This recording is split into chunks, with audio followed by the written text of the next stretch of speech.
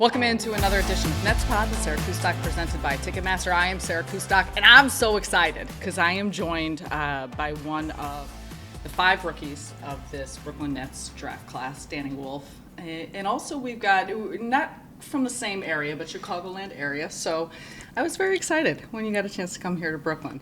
Could not be happier to be here. Thanks for having me on. All right, so we've got some more serious questions to ask, but I'm starting with a tough one. Describe to us what it feels like the moment after you just absolutely posterize someone. You've had some good ones. I know, which is shocking. That was not my calling card, but I would say it's like I don't want to say it's a moment of relief, but it's like I'm not one to like over celebrate or like over exaggerate my emotions on the court.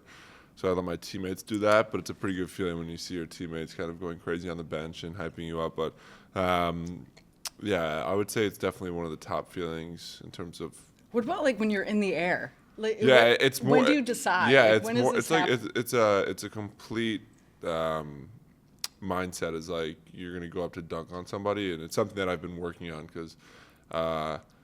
I think it's something that I can continue to do just with my size and kind of my play style is try guys at the rim a little bit more. And I would say this year I've had an uptick in that, but I think I can still kind of do a little bit better than that. When did you first dunk on someone?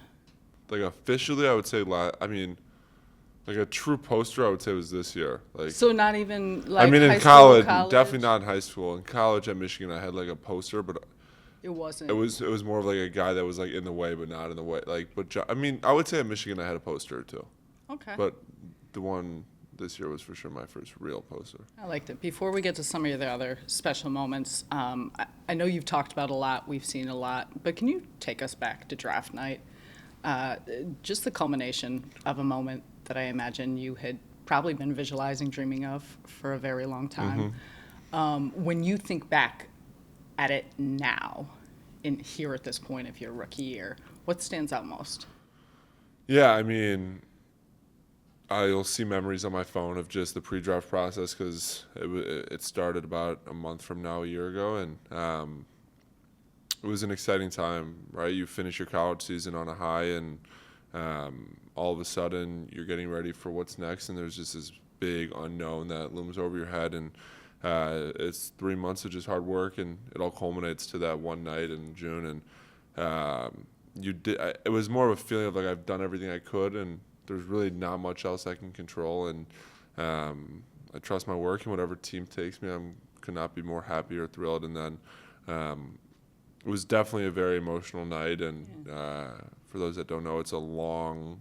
I would say from the time I sat down, I think it was like a 4.5, 5 hour. You get to the arena, I want to say at 4 o'clock, and I heard my name called at 10:30. I want to say so. Wow. It's a lot of waiting and more waiting than I thought, and but it was a special night. What would you tell yourself then that you didn't know that now you have a better understanding? I mean, I would say that I honestly didn't like. I would say I don't want to say emotionless, but those few hours that I was sitting at the table just waiting, there's really not much you can do, and I wouldn't say I got too high or too low, and so I would honestly say I handled it pretty well, and but if I were to tell someone in my same shoes, it would just be like it's out of your control at this point, and whatever happens, happens, and you could not be luckier, more honored, or privileged, or blessed to be at that table. We saw your brother. Of course, how thrilled and emotional it was for you, your parents. We've seen it gain throughout the course of the season. Kind of characterize for us what it means to have had the family you did to help bring you to this point. Yeah, could not be luckier. I have an unbelievable support system, and my parents, my sister, my 2 brothers, and I'm definitely lucky to say the least. And we grew up super close, and we're still all very close to this day, and they're able to come to a lot of my games and travel, and could not be luckier for that. And to be able to share that moment with them, and I had a lot of extended family and friends that were in the stands, and coaches who've helped me get to that point, and so it was definitely a very exciting night, and I would say it was a culmination of a lot of hard work, but it was just the president. It just set a precedent for hopefully very successful career. You still got some time left in your rookie season. Yeah. But when you think about it at this point, how would you put in perspective what it's been like going through this first year? It's been awesome. You hear all the stories when you come in about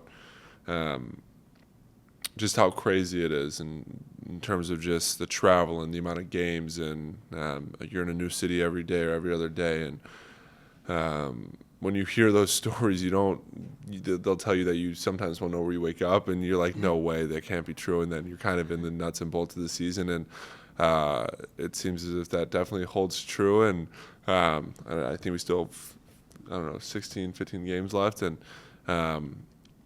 which it's, from my perspective, it's still like more than half of a college season, which is crazy to even think about. And I don't know, I think we have 3 or 4 weeks left in the season. But it's been so exciting. We have a young team, so a lot of guys are going through similar experiences, and definitely up and down, but I definitely am pretty happy with how it's gone this far. Physically or mentally more taxing? I would say mentally. Like, obviously physically you're going to be banged up, especially playing as much as we play, but everyone's going through the same exact thing, and the best players in the world can do it. Anyone can do it, and I shouldn't say that. I think I phrased that pretty. But the best players in the world are able to do it. All guys in the league are able to do it. So it's kind of on you mentally to kind of push through it, which I think honestly helps physically. But you got to find your routine. You got to find what works for you to kind of stay. Take us into those moments. You spent time with the Long Island Nets, and you came out strong. And what is it like? What was it like for you individually to be able to have that experience, and maybe some of the challenges too For sure. that came with the ups and downs?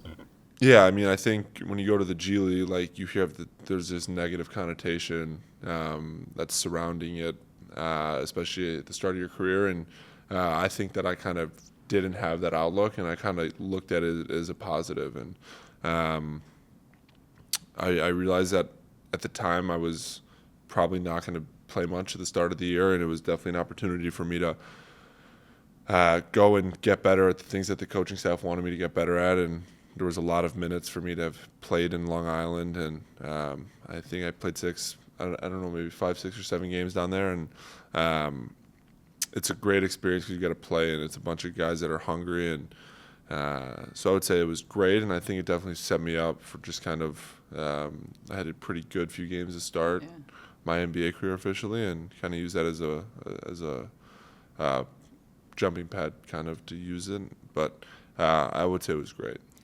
This coaching staff under Jordi Fernández has been a special one for as long as we've been around, and obviously they're in their second year. What is it about Jordi that has been unique, or maybe something that you have experienced with him as a head coach that has helped you get to this point and you feel like helped this group?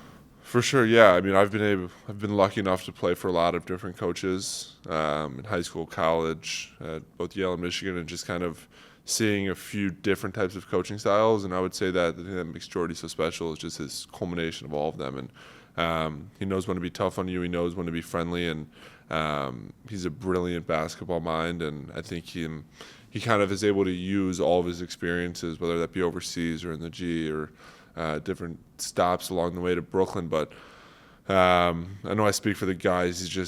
He's really, really good at bringing guys together. And then I think the product speaks for itself in terms of, obviously, yeah, we're one of the youngest teams, but we haven't won as much as we would have liked to. But I think that night in, night out, for the most part, we've been playing extremely hard, and we give ourselves a lot of chances in a lot of games. And we're definitely all lucky to be able to play for as good of a coach as him, and also it speaks volumes to just the staff that he surrounds himself with, because everyone builds off of their energy, and I said it earlier, but they never, with how crazy our schedule is, they never make 2 days feel the same with just their energy. So we're lucky, and could not be happier to play for him. You talk about energy in the staff. Dutch Gately You work very closely with Dutch, and I think about that when I watch him at practices or shoot arounds or what. How would you describe Dutch? Yeah, Dutch is awesome. He's my PD coach, so I spend a ton of time with him, and he's a pop culture junkie, and he'll always give you little jokes here and there. And I didn't know this. oh yeah. Are you big with pop culture? No, Are but you like just- he'll always throw in just like analogies referencing movies or songs or all these things, and he's a little bit older than me, so it's some of the stuff that I don't know from his childhood, but he's great. His energy is enthusiastic and it's contagious, and from a basketball perspective, he's awesome. And similar to Jordi, he's had a lot of stops and he's coached a lot of different players, and I think those past experiences have kind of helped him kind of just know what he knows now, and he does an unbelievable job, not just coaching me, but our team, and I'm lucky to be able to work for him. Has there been anyone, you talk about having a young team, but has there been anyone player-wise that has helped you most through the course of this season, or you've been able to lean with in ways that you have gotten along? Yeah, I mean, I would say that like Michael Porter Jr., for as successful as he's been and for as long as he's been in the league, I say that as if he's not only 27, but he does an unbelievable job at, not just for me, but all the rookies, just kind of giving us a sounding board for past experiences, for what to expect, for just little things both on and off the court. And I don't want to say I play the same position as him, but we're kind of bunched in that forward group, and I'm able to learn a lot from him, and he does a great job of kind of helping all of us. Have you always you've got such a unique skill set at your size. Where did that come from? How did that evolve? Yeah, so I grew up pretty tall, but I was never the tallest. And credit to my coaches and trainers growing up, they always kind of emphasized that I work on and hone on all my skills, not just one. And as I grew taller, I was lucky enough to play for coaches that still trusted me with the ball in my hands and more of a guard position, so to speak. And I would say that kind of blossomed when I was at Michigan last year, and Coach May and the staff kind of had this unique idea for me and what it could look like, and kind of used that. And there were definitely some ups and downs with it, 'cause it was the first time I'd ever played like I had played last year. But credit to all my coaches and trainers growing up. What if you could feel every pass, every shot, every moment of the game? One Court devices help fans who are blind or low vision follow live NBA action through trackable vibrations and audio commentary. Ticketmaster has teamed up with One Court to provide devices at Brooklyn Nets games at Barclays Center. When you're coming to the game, devices can be found at Guest Services, located just outside Section 12 on the main concourse. Your Wolverines going to make a run this year? I think so. I'm excited to watch. Okay, couple quick things. What stands out most when you think about, you've had some great moments through the course of your season so far. What stands out most to you when you think about your breakout game in Milwaukee, how you played? You're not too far from home in that one. You had a poster dunk in that game. When you think back to that one, what was the trigger point that you feel like helped you really just have such a successful outing? Yeah, so the game before was Philly. That was my first actual NBA minutes in real action, and not at the end of the game. And it was my first ever back-to-back. And obviously I didn't play much the night before, but still just the travel. And but I would say that I just went into the game with just, it's easy to say, but just with like a free mind, and just knowing that it's my first ever game, so there's not a lot of expectations for anything that I do. And I felt that I played as such. My teammates found me, and I made my first one, and then the basket always looks bigger, and I just kind of just felt like I was playing free. And when I look back at all my best games, so to speak, I kind of have that same mindset of just playing with a free mind, and it's something that I continuously work on to kind of be able to play like that no matter the circumstances or how I start the game or how I finish the game. It's just kind of always playing with that. Easier said than done. 100%. What helps you to tap into that? Yeah, there's a lot of different things that you can do. For me, I would say the biggest one is just kind of, I'm big on the word process, and everyone's process looks differently, but mine, it's just doing the little things that I know kind of make me feel as if I've prepared well enough to perform. And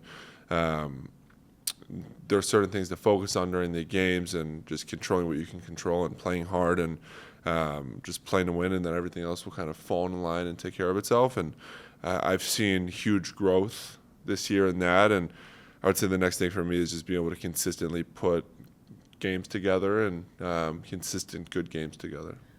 What about playing in front of your hometown in Chicago? That first moment of stepping out the United Center floor, a place I imagine you had been at many times before, but not in that capacity. Yeah, it was pretty special. I mean, I had a lot of family and friends there, and way more than I even thought or knew or imagined. And I grew up going to games there, and I would say that was one of the moments of my young career thus far that I would say is pretty remarkable and special, and something that I'll look back on for a while.